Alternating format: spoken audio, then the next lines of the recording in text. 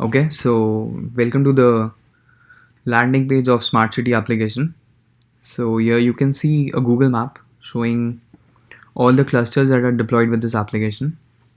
Further clicking on these markers, you can see details about the IP address, latitude, longitude, and location of this cluster. Then we have a dashboard tab. Here you will find various user dashboards like type of sensors, sensor status, like which are active and inactive. Then various sensor data like for pressure, temperature, light, and humidity.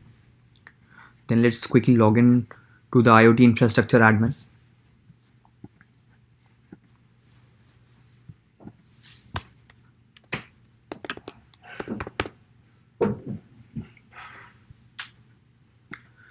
So admin have various rights like he can create a new cluster, he can update a cluster and delete an existing cluster, and for that cluster he can add like nodes, update a existing node and delete existing nodes. Then same with the sensors, like a node can have various sensors, so you can add like various sensors for pressure, temperature, humidity, and light for the existing nodes.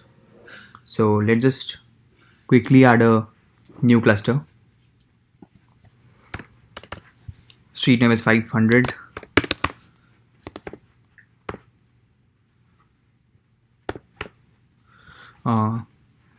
Then street name is El Camino, and city I'll have Santa Clara.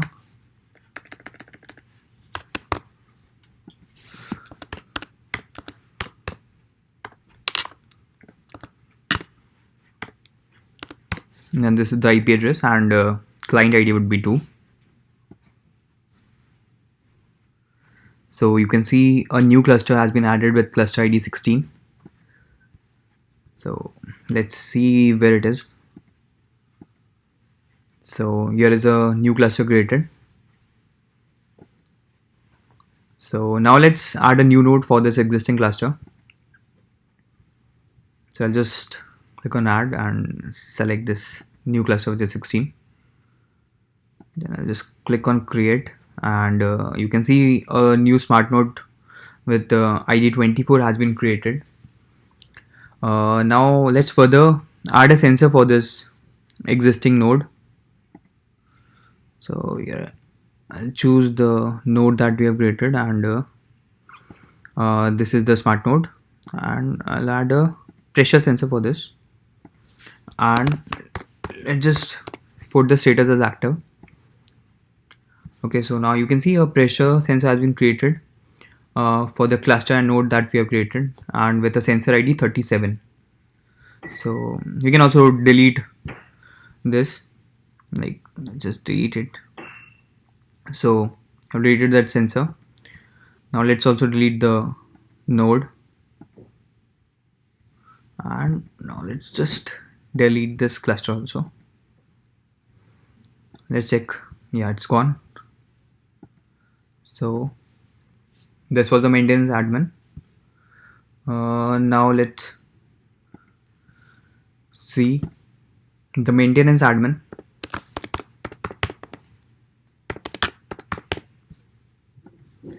So maintenance admin will basically have access to these dashboards and charts.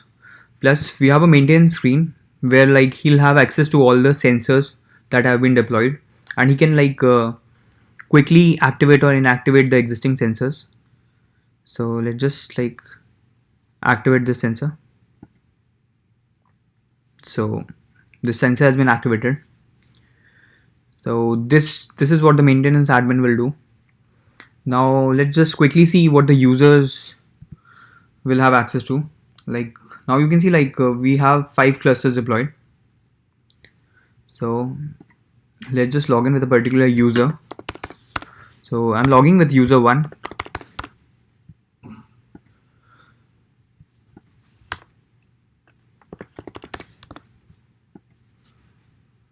So like this user 1 have 3 clusters deployed for his client ID.